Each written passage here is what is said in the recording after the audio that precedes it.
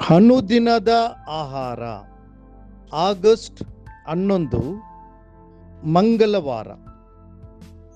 ಉನ್ನತ ಸ್ಥಳಗಳು.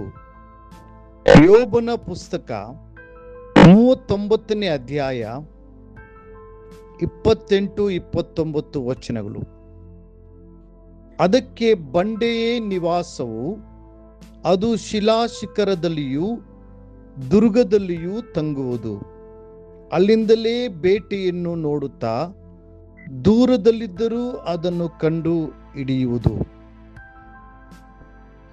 ಅದು ಬೇರೆ ಯಾವ ಪಕ್ಷಿಯೂ ಹಾರಲಾಗದ ಎತ್ತರದಲ್ಲಿ ಬಹಳ ಸುಂದರವಾಗಿ ಹಾರುತ್ತದೆ.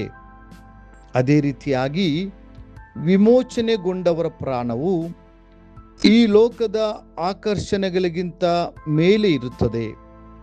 ಅವರು ತಮ್ಮ ಕ್ಷಣಿಕ ಸುಖಗಳನ್ನು ತ್ಯಜಿಸಿ ಮೇಲಿರುವುಗಳನ್ನೇ ಹುಡುಕುತ್ತಾರೆ. ಹದ್ದಿನ ಹಾಗೆ ಅವರು ರೆಕ್ಕೆಗಳನ್ನು ಚಾಚಿಕೊಂಡು ಆ ಪರಲೋಕದ ಎತ್ತರದ ಸ್ಥಳಕ್ಕೆ ಹಾರುತ್ತಾರೆ ಮತ್ತು ಎಲ್ಲಕ್ಕಿಂತ ಉನ್ನತವಾಗಿರುವ ಕ್ರಿಸ್ತನೊಂದಿಗೆ ಹಾರಾಡುತ್ತಾರೆ. ವಿಶ್ವಾಸಿಗಳಿಗೆ ಬರೆಯುತ್ತಾ ಶ್ರೀ ಅಪೊಸ್ತಲನಾದ ಪೌಲನು ಹೀಗೆ ಹೇಳುತ್ತಾನೆ: ಆದ ಕಾರಣ ನೀವು ಕ್ರಿಸ್ತನೊಂದಿಗೆ ಎಬ್ಬಿಸಲ್ಪಟ್ಟವರಿಂದ ಮೇಲಿನವುಗಳನ್ನ ಹುಡುಕಿರಿ, ಮೇಲಿರುವಂತವುಗಳ ಮೇಲೆ ಮನಸ್ಸಿಡಿರಿ, ಭೂ ಸಂಬಂಧವಾದವುಗಳ ಮೇಲೆ ಇಡಬೇಡಿರಿ. ಕೊಲೊಸ್ಸೆ 3ನೇ ಅಧ್ಯಾಯ 1-2 ವಚನಗಳು.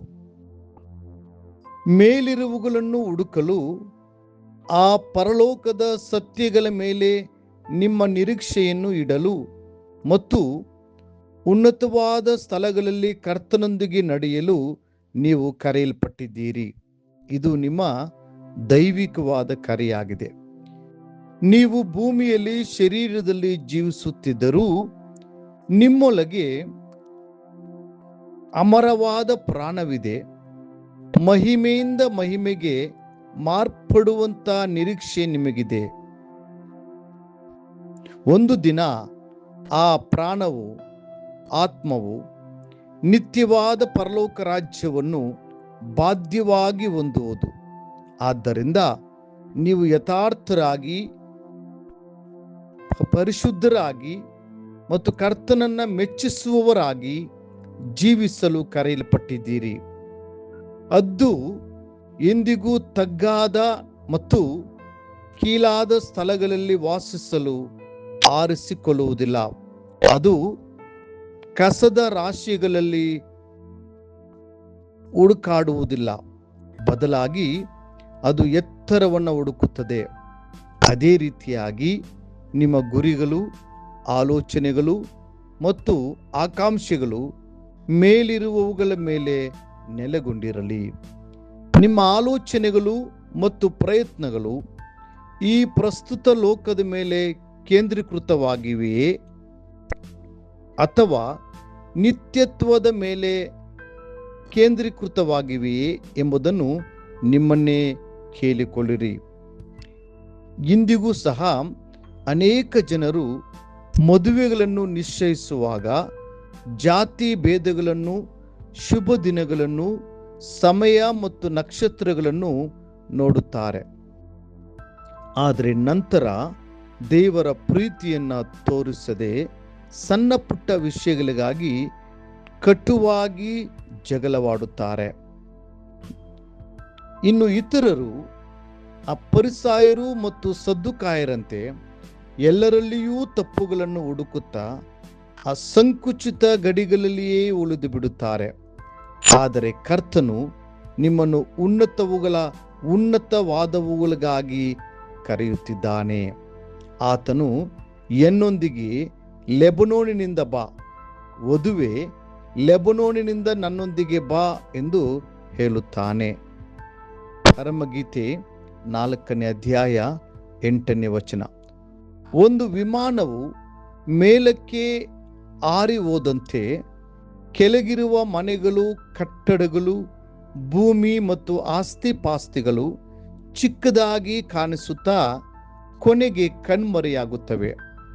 ಆ ಎತ್ತರದಲ್ಲಿ ಲೋಕದ ವೈಭವವು ವಾಸ್ತವವಾಗಿ ಎಷ್ಟು ಕ್ಷುಲ್ಲಕವಾಗಿದೆ ಮತ್ತು ಮನುಷ್ಯರು ಅದಕ್ಕಾಗಿ ಎಷ್ಟು ವ್ಯರ್ಥವಾಗಿ ಕ್ಷಮಿಸುತ್ತಾರೆ ಎಂಬುದು ಅರಿವಾಗುತ್ತದೆ.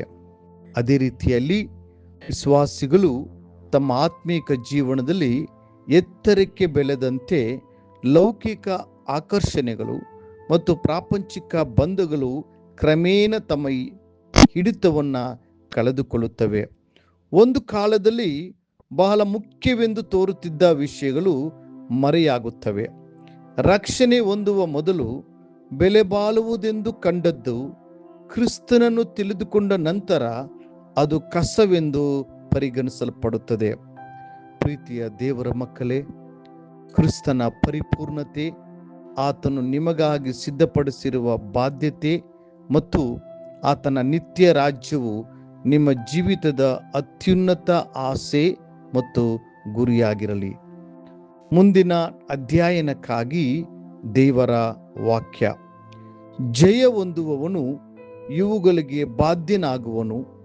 ನಾನು ಅವನಿಗೆ ದೇವರಾಗಿರುವನು, ಅವನು ನನಗೆ ಮಗನಾಗಿರುವನು. ಪ್ರಕಟಣೆ 21:7. ಈ ದಿನ ಓದುವ ದೇವರ ವಾಕ್ಯ.